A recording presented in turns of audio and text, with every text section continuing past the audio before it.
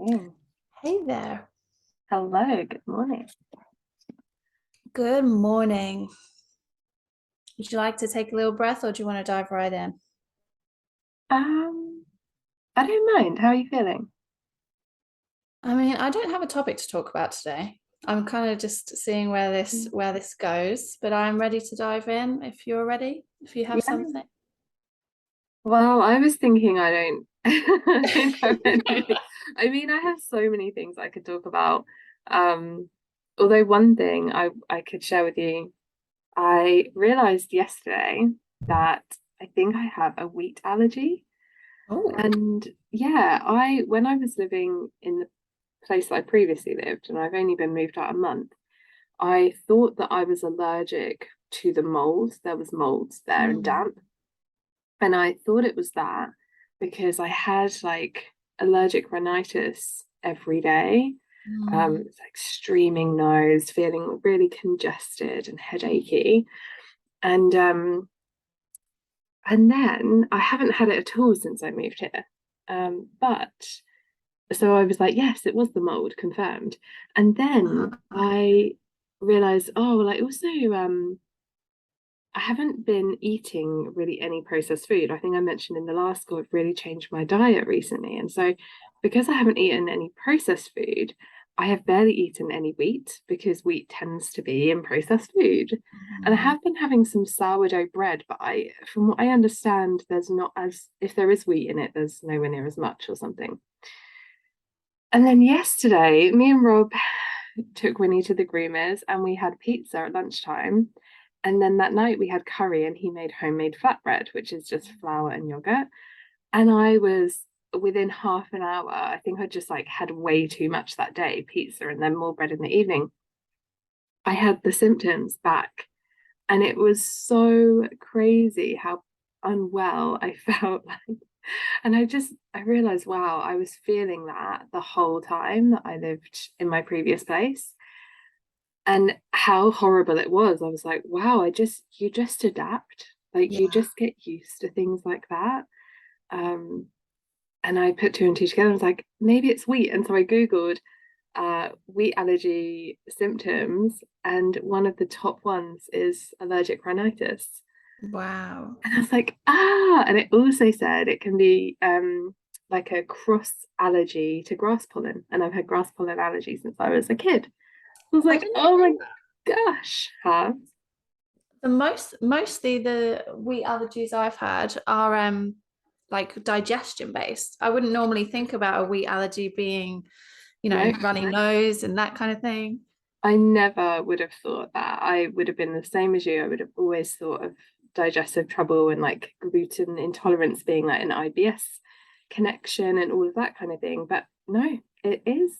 It's yeah, runny nose. So I know. I can't believe that I have found that out now. But it just really made me think how used to things we get. So, that's the physical symptom, but I'm sure it happens with like emotional, spiritual, psychological things as well, where they're so common. They're such an everyday experience that we don't even see them. And it was crazy to me how intense the experience was after not having it for a month and that I had just been living like that. Yes. And I guess because, oh, sorry, nearly knocked my tea over. Um, I guess because the symptoms were every day, like it Yeah. has to become an adjustment. Whereas until you have that break, there's no awareness of what it feels like without. Yeah. Like I knew I didn't feel good, but I didn't have that direct comparison. And I guess that's why people give these like elimination diet things, isn't it? And I never wanted to do. Oh, it's so hard. Yeah. I so difficult. Hmm. I've thought about that as well. Like in the past, I've cut out various different things at various different times. And I've always suspected, like today is a great example because I've eaten eggs on toast for breakfast.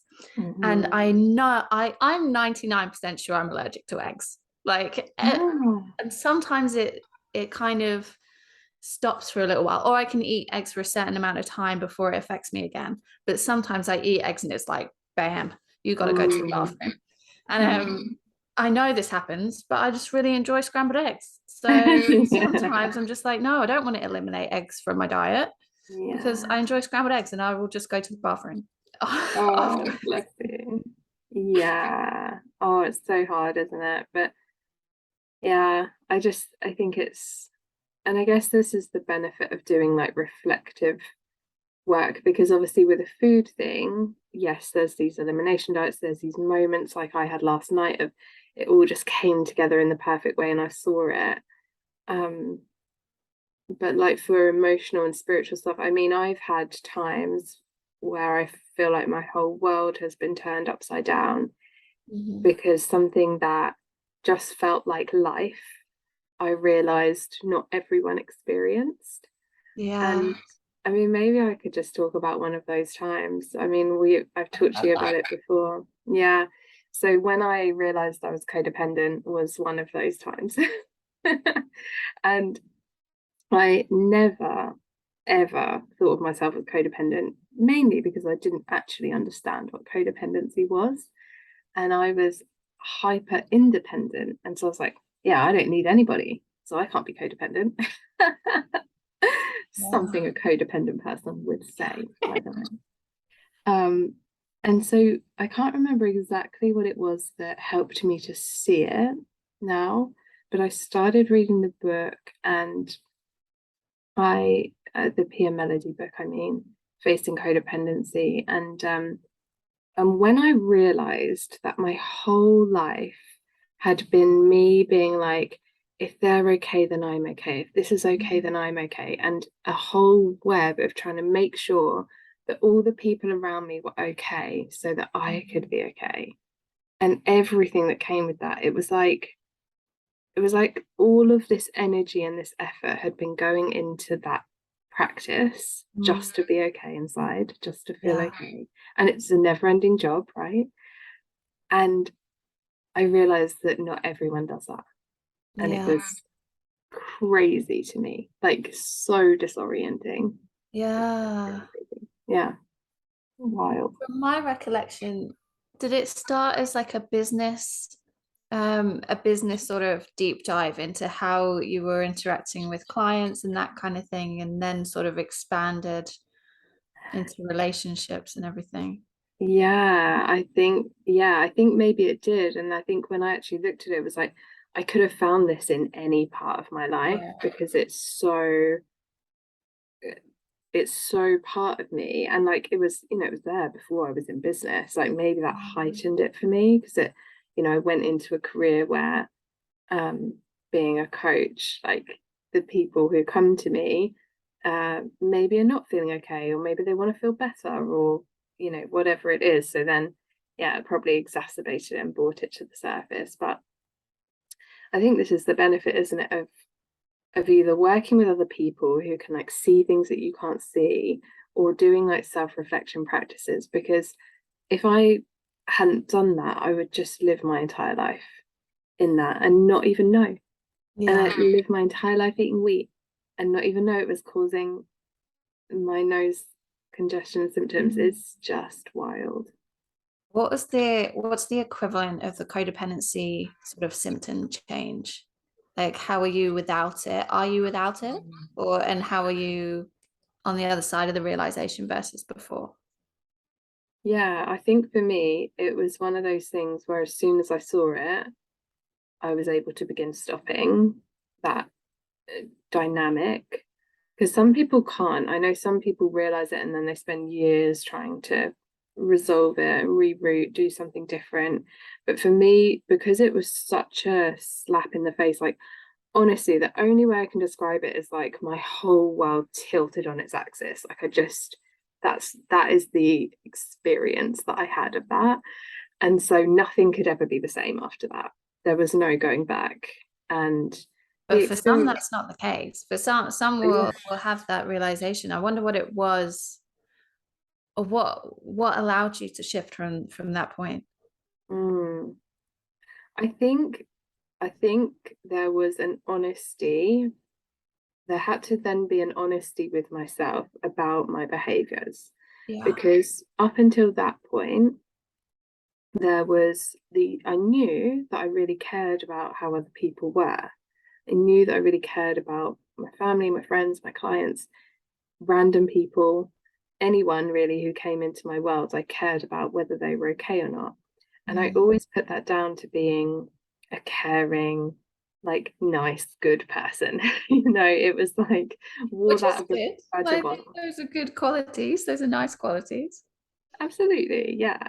But they were unhealthily expressed because they were Yeah. not coming true. I had to get honest with myself that they were not coming through an altruistic place. They were not coming through an overflow Right. of my own care. Like it wasn't like I cared for myself so much that I have an overflow for others.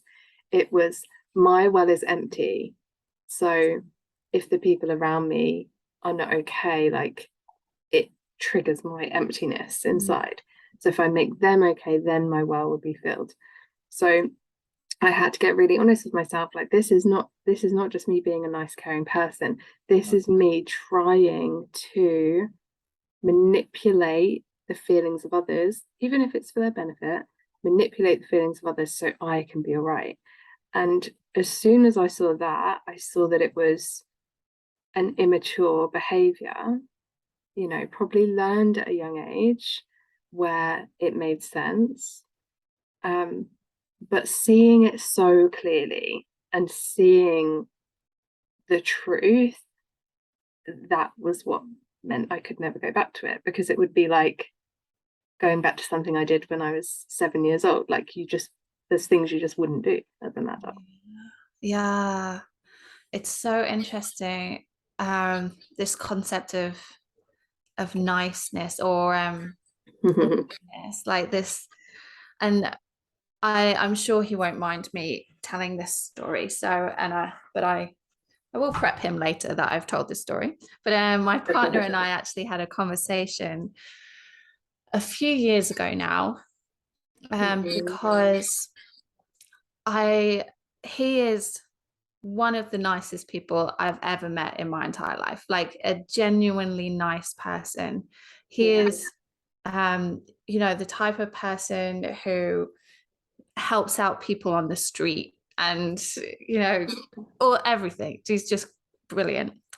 Yeah. But when he is emotionally challenged, he his fallback is to go into extreme niceness or self-deprecation at that challenge. So he will say, if we're in a disagreement, he might default into, oh, I knew, like, this is me, like I haven't, I know I've been this way. Or it can get quite extreme in the sense that he will blame himself wholeheartedly. And I said to him, like, I appreciate that you want to take responsibility and that it's part of your caring to want to take on that and to take care of me and to be nice to me, especially when I am challenging. But in doing so, what you are doing is you are asking for me in my emotional challenge to take care of you in yours, because your self-deprecation supersedes the problem then. Like it becomes the bigger problem than the problem, because I then have to bring you out of that extreme self-deprecation. And I was like, I know it's coming from a good place, but it is manipulation. And we can't deal with any problem from that perspective, because if it's all your fault, like what are we dealing with? We're not dealing with anything. All we're doing is putting everything on you. And that's not what I want to do. And it's not even the case. Yeah. So, yeah, we had that conversation, and it is something that he's had to sort of work around.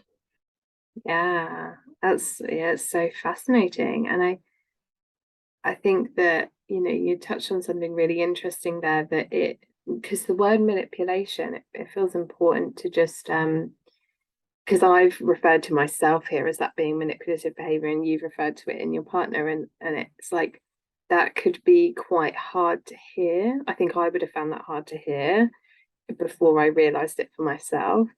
And I think it's because it's not a when we use the term manipulation normally, it's conscious, Yeah. and Yeah. this is unconscious manipulation. Mm. This is you're not trying to hurt anybody or do anything bad. You're not putting yourself above other people. You feel like you're trying your best to do Yeah. the best by Of course. everybody.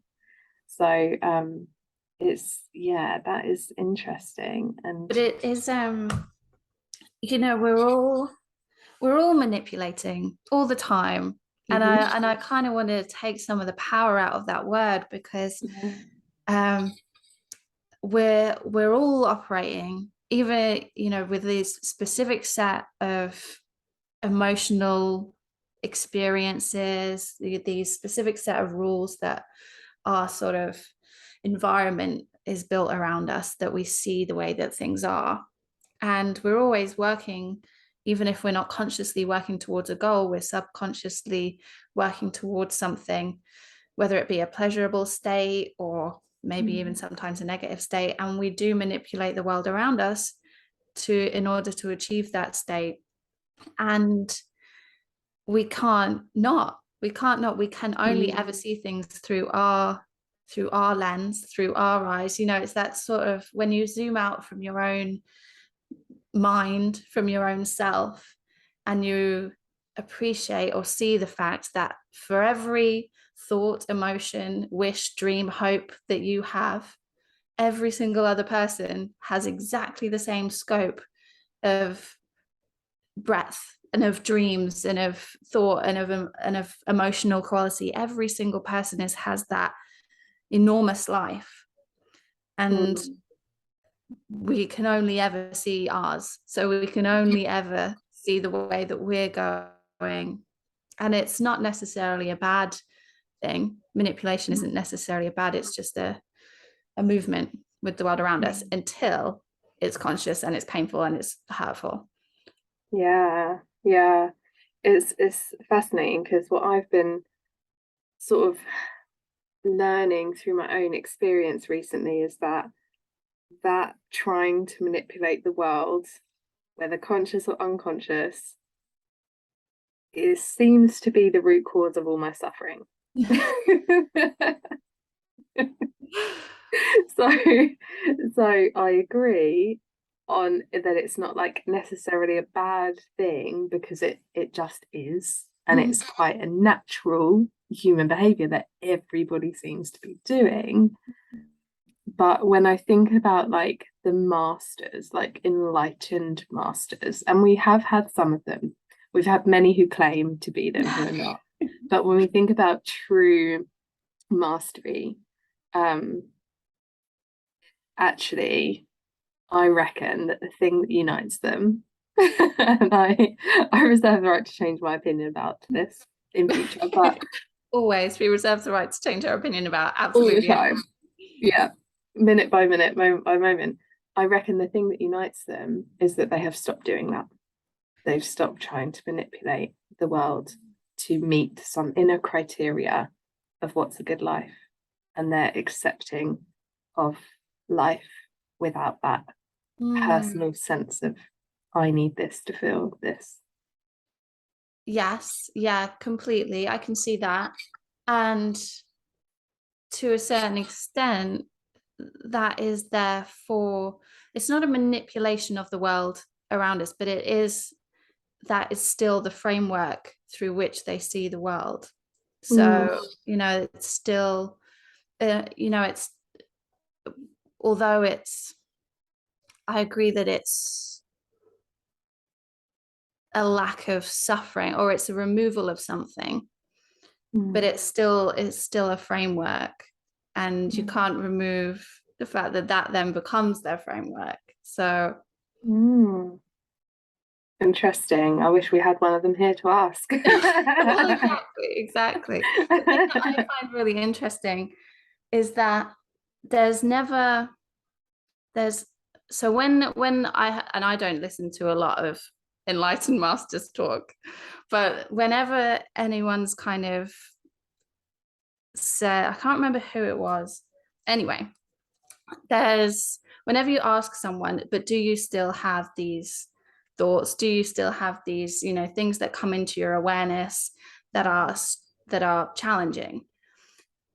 Everyone says yes. So everyone says, you don't remove the thoughts that come in, or you don't remove the challenges of life and these kinds of things, or the way that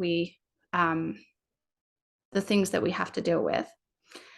But what you have is a lack of suffering, or you get better at the release of that attachment in order to not create any suffering from that point on.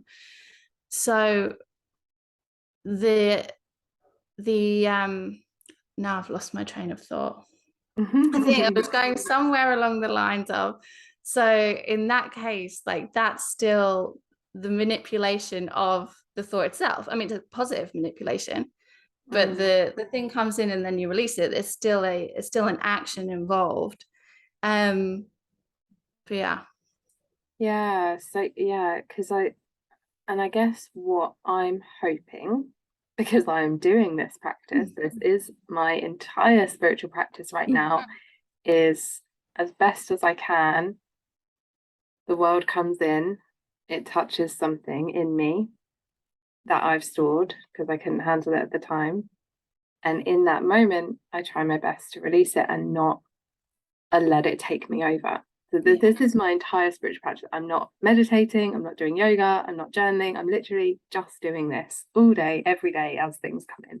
And sometimes I'm really good at it and sometimes I'm really shit at it, like yesterday. But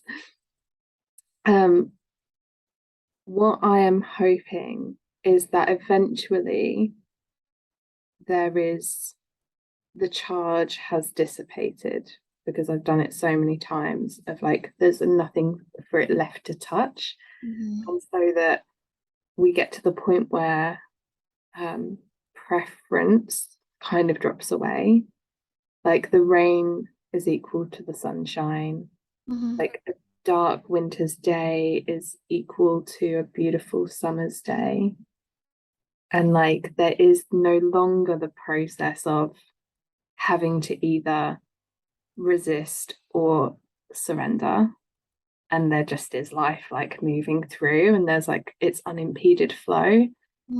That's kind of where my mind is going, where my heart is going at the moment. And I feel like maybe that's what they reached, because I think, who was it? There was a master that said, I don't mind what happens. The secret is I don't mind what happens.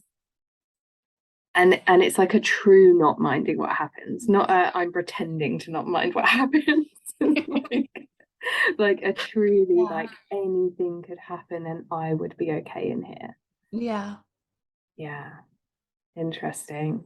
I mean, that's where my spiritual journey is taking me right now. I think it's beautiful. I really do. Yeah, do you know what, it is really helping, because I won't go into the details because it's too fresh, but I was triggered yesterday and I was unable, like in that moment, to have any distance. And so it did just take me over, and I spent a whole afternoon in that place.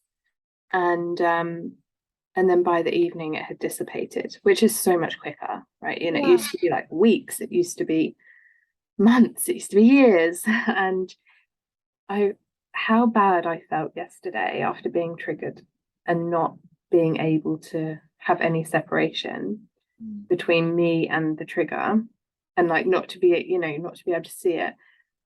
I realized, wow, I just used to live in this. Like this used to be my entire life, was just being triggered all day, every day. And it's like living in this weird, artificial, programmed world. Like that's the only way I can describe it.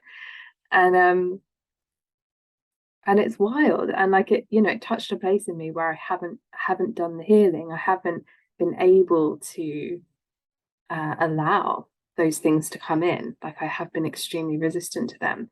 But things that I used to have the same kind of emotional response to in different areas of my life that I have kind of done this work around, they can come in and I'm untouched by them. Mm. And there is a freedom and there is a seeing and a witnessing experience and a being able to let go very, very easily. And like sometimes not even, things will happen. I'm like, wow, I just didn't even have a response to that. Like that's not even there anymore. Something that would have sent me spiraling a few years back.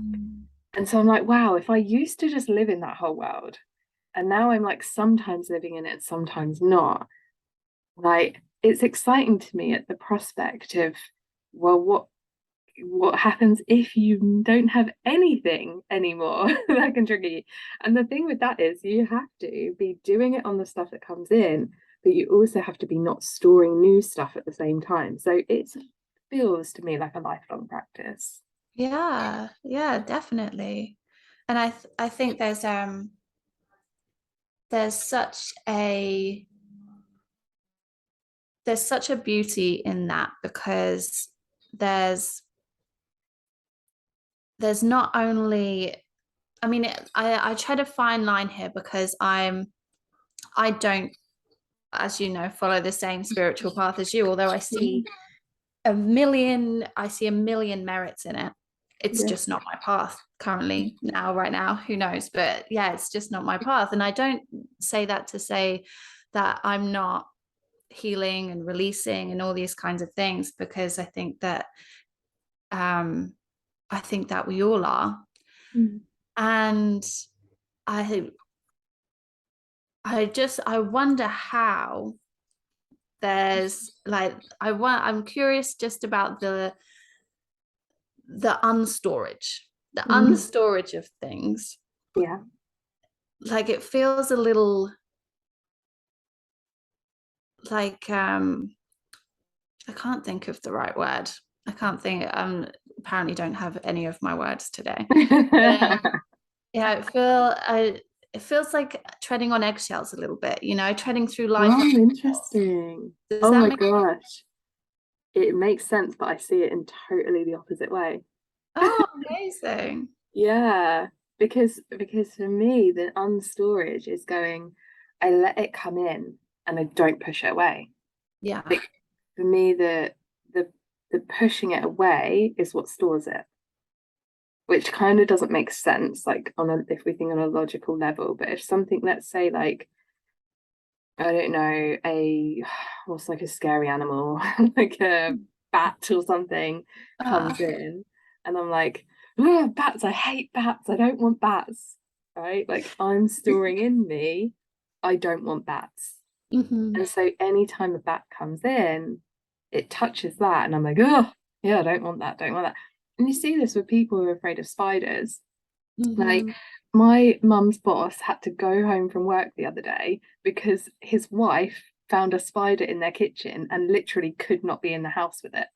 Oh Like my she goodness. shut the door, she'd put a towel at the bottom so it couldn't crawl out, but she still could not stand it. And Yeah. that's because over and over and over and over and over she's stored it, even by storing it by going, I don't want it, I don't want it, I don't want it. Yeah. So the unstorage to me feels like the thing comes in, you notice its frequency, but there's not this, I don't want it. There's like, just let the experience happen in your body without pushing it away because it will dissipate on its own. So, and Yeah. I wonder what your, I think we have the same yeah, about life, just from a yeah, different perspective, I think. yeah, Yeah, that makes total sense. yeah. Because I think about like your somatic work, and I'm curious, I don't know much about the somatic process, but my understanding in its most limited way, you tell me if I'm right or wrong, is that that storage in the body is kind of you can move that out. Is that kind of a we? Yeah, exactly. So the theory, or the idea with somatic coaching, is that there is no difference between body and mind. So there is no, I think these things, and that's just who I am. the whole point is that when we invite the body into a conversation, more is revealed. And it's not, we don't go quite, so some parts of the field go further into, you know, like the body is the score or something about that. The body keeps score. That's it. Yeah. That your body's cells actually hold information. And that's kind of like trauma release and that kind of thing. That's not what I've gone into, because you have to do a whole separate trauma certification and all that kind of stuff. But it's just about how, that there is much more to a conversation, and our body has a way of communicating with us that we can't possibly do with just the mind. So the process would be, from the body perspective, would be the same, to fully allow the expression of that piece, of that trigger, of that feeling, through not only just the emotion of it, but a movement that's associated with that feeling, or or anything, or whatever, basically whatever your body wants to do. The whole point is we just follow where the body wants to go. And then rather than not allowing the conversation to happen. So the same thing's true. If you don't allow the conversation to happen, then your body tucks it away, and it stores it away and holds onto that piece of conversation for later, whatever time you might want to let it out. Most of the time you don't. And so the body just goes, okay, I'll just store it here in my left shoulder. Don't worry. And then you start to have neck pain and arm ache. Yeah, exactly. So, same concepts, exactly two different ways of looking at it. Yeah. And this is what I love about our conversations and our friendship, is that, like, we can be like, oh, here's a place where we're not sure we agree. And then when we dive in further, we're just like, oh no, we find common ground at the root, and we just explore it, express it, see it through different lenses, different avenues. And I think it's really cool, isn't it? Because, you know, we both have this concept of storage. Like, there's some storing of things that we couldn't handle, or that felt too hard, or felt too painful, or whatever they felt. And then there's all of these different options for release, and for perhaps not storing as much in the future. And like, this is my favorite thing about this kind of work, because like, I don't care how people do this, like however they do this is perfect for them. Let's just make sure we're doing it, because it's profound, and it stops so much pain and arguing and disagreement. And you know, I rarely, if you know, rarely sort of fall out with anyone, or I'm like annoyed with anyone anymore. Because anytime I'm annoyed with anyone, I'm like, right, what's this then? Where's this coming from? Where's this stored? Yeah, exactly. And also, the moment I feel that arise, I don't want it to take root. Do you know what I mean? Like, I don't want that storage to happen. I don't want my body to feel that, to take that on. So there's no story making. You know, there's no sort of like, oh, this person's doing this because of this. Like, I'm more willing to allow things to pass, because I understand I can take responsibility for my part, the reason why I'm having this response. And I can also see from their perspective that they would do that too if they could, or they're doing the best that they can, or whatever the thing is. And then I then don't continue to associate that person, or that thing, or that subject with that trigger, with that problem, with that situation. Yeah, it's so beautiful, this practice, isn't it? And like, you know, if we take it back to the bat as the example, just because it's like such a simple one, it's like, okay, well, if the first time the bat came in and there was resistance, then what we're saying is, like, instead of next time you see a bat going, oh, I hate bats, ugh, ugh, you're letting the essence of the bat come in, be felt, dissipate, And so in my understanding and my personal experience, if you can let the bat, the only reason you feel about the bat is because you felt about the bat the first time and went, I don't want it. It's not actually the bat. Some people love bats. Yeah. It's not the bat's fault that you're feeling that way. But what we do is we say, I'm feeling uncomfortable because there was a bat. Yeah. That's not true. That is not true. Yeah. Yeah. And it's so hard to see, isn't it? Because you're like, Yeah. the truth is, I'm feeling uncomfortable because there's a bat there, and I have stored in me the idea that I don't like bats. Yeah. Yeah, exactly. Exactly. Do you know, I'm reminded of our call this week. Yeah. If you want to stop the recording and tell me that it's not okay to talk about this, that is totally fine. But on our recording this week, we spoke about pricing briefly on our own personal call. And I'm reminded of a few years ago, I would have approached that situation completely differently. So is this okay to tell the story? Yeah. This is fine. Yeah. So it came up in our coaching call, but on both our coaching calls, I said something about pricing, and my pricing was at £200 a month. And then on Emma's call, we were talking about pricing, and Emma said, just really off the cuff, just like, I don't feel comfortable with charging £200 a month. I want to charge more. And she wasn't even talking about me or Michael or anything like that.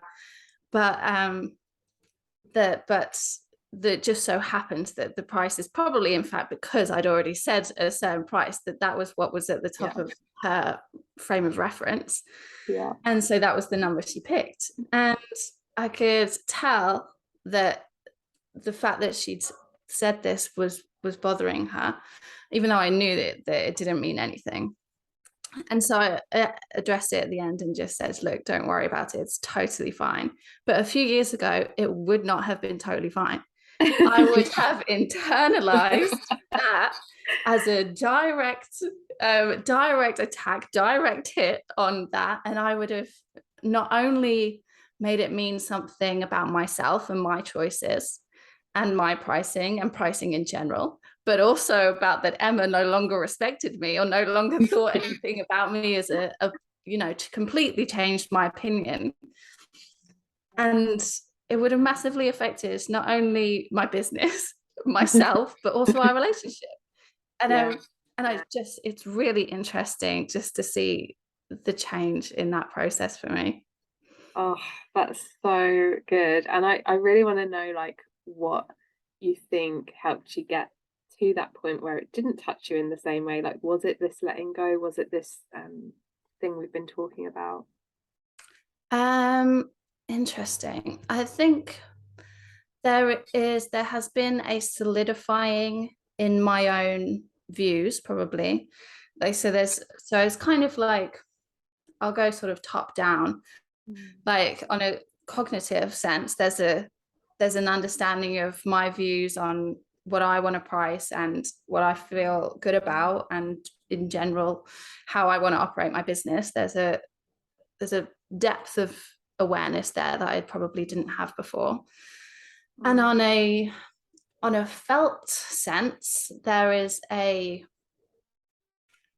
real respect that everyone is doing what they think is right. And that comes without judgment. It's not like, one of those fake everyone's doing what they think is right, but I'm the right one. It's like, sorry, that's the doorbell. Let me pause for just 1 second, if you wouldn't mind. Yeah, sure.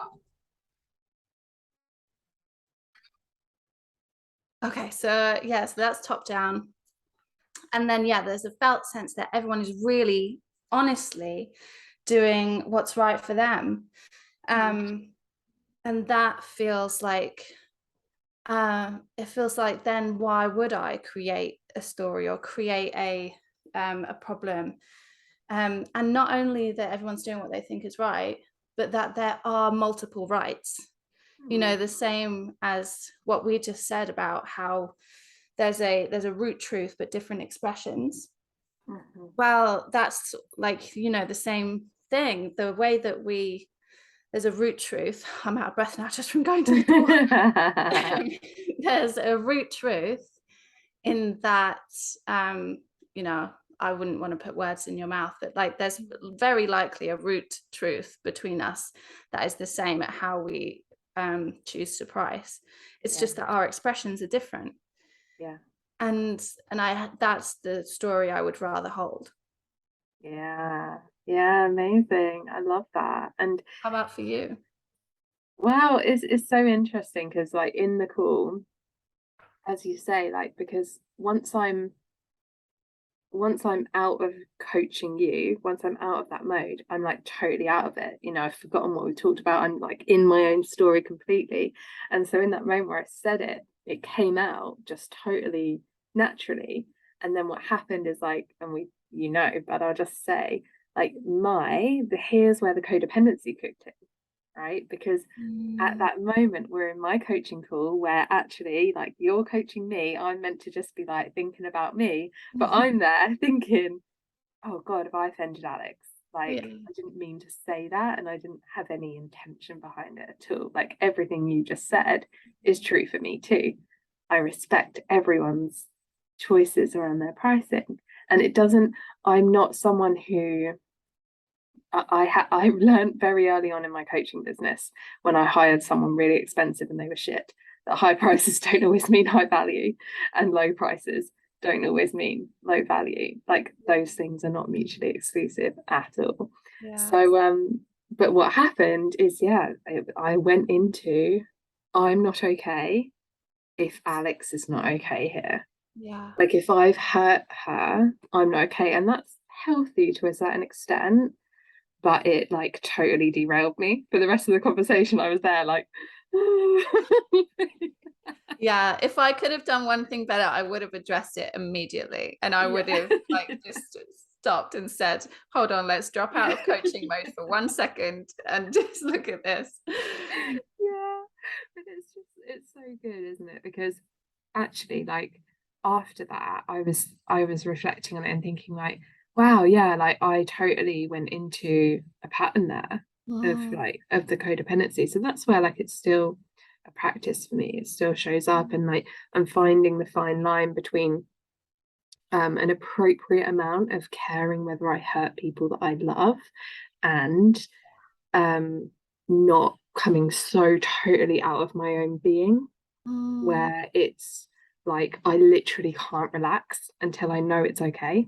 Yeah. Um, Yeah. so yeah, it is a practice for sure. But these little moments that happen, they're so helpful. And I think that's part of the beauty of this practice for me, this spiritual practice for me, is that when hard things happen, most of the time, I'm really grateful for them because I'm seeing them every time as an opportunity to let it go.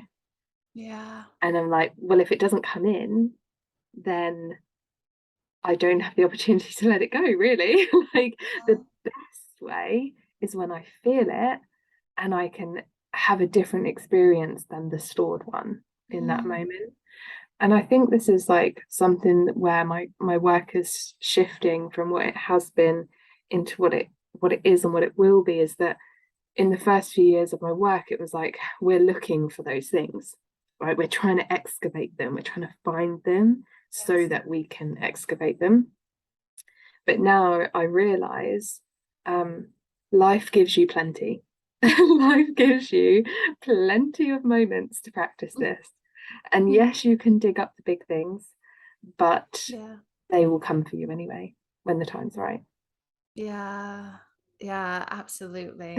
Absolutely. And in fact, you know, the more that you search for them, the less you miss out on the good side of everything. You know, Yeah. life Oh gives yeah. you many challenges and gives you many beautiful opportunities at the same time.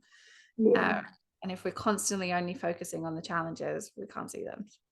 Yeah, exactly. And this just reminds me, I shared a meme this week, and I was like, the only thing I shared on my Instagram this week is a meme, just one. Just one, just dropped one meme in there. Did you even One make a meme. comment or did No, just the meme.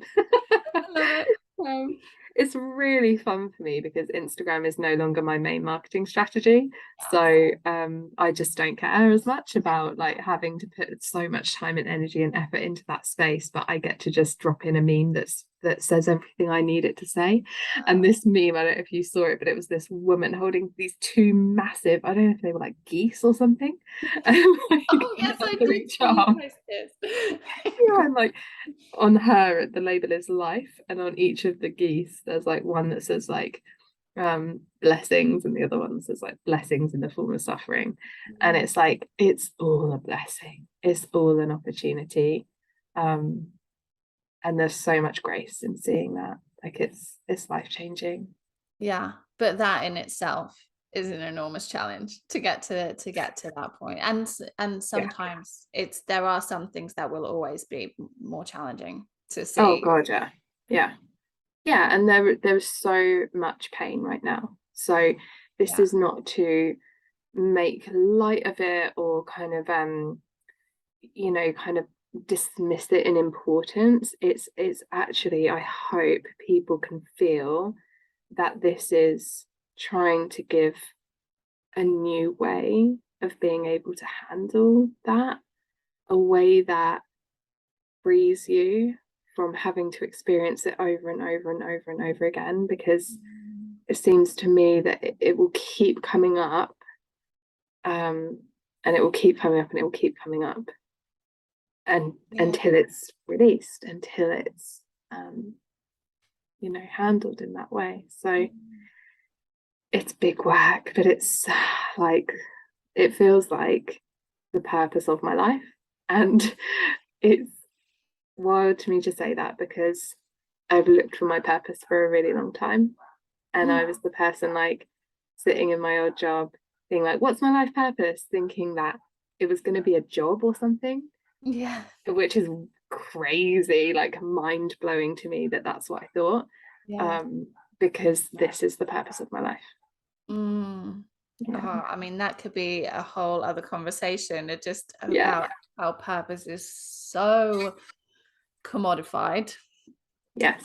Um, But Yeah. yeah, but that's such a beautiful place to have got to.